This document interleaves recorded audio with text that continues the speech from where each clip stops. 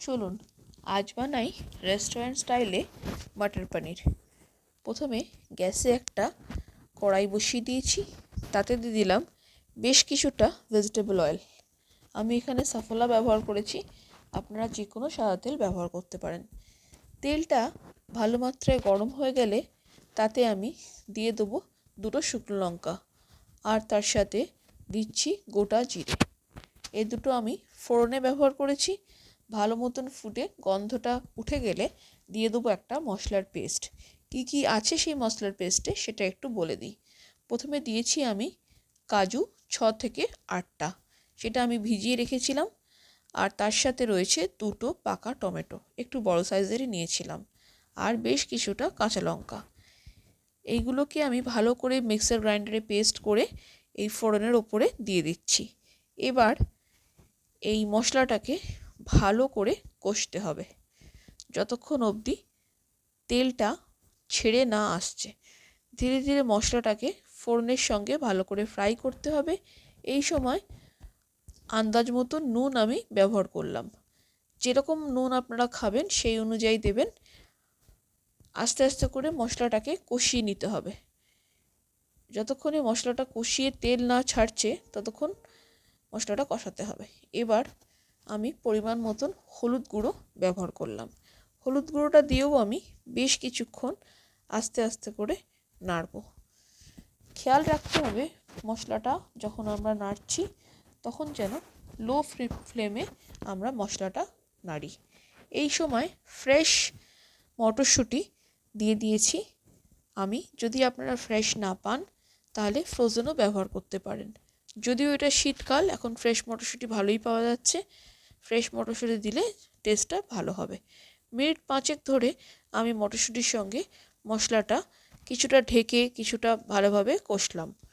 এবার মিক্সার গ্রাইন্ডারে ধোয়া যে জলটা বাটির, সেইটা আমি দিয়ে দিলাম।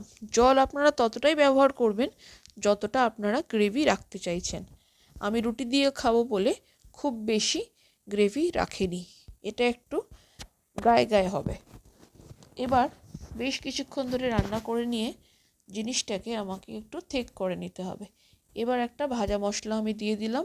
এতে রয়েছে ধনে, জিরে, গরম মশলা আর গোলমরিচ আর শুকনো লঙ্কা।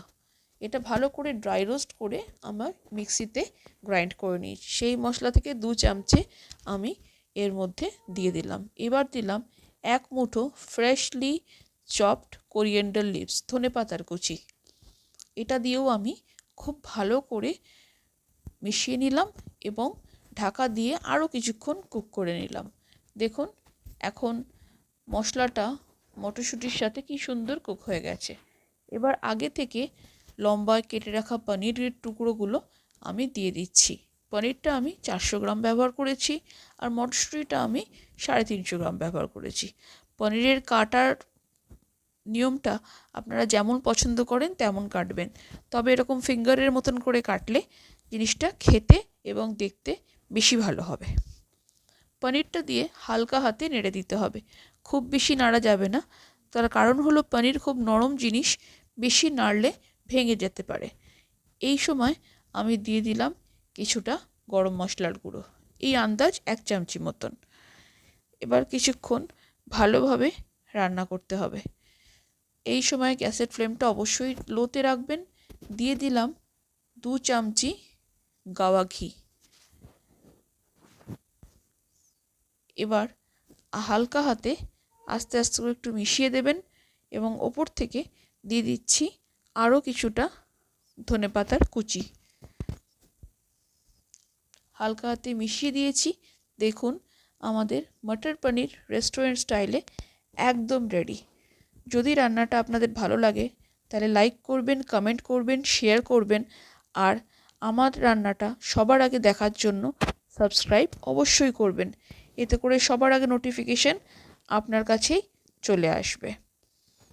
আমি রান্নাটা সার্ভ করে দিয়েছি, কেমন লাগলো অবশ্যই জানাবেন।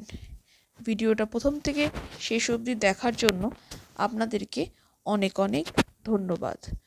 নমস্কার।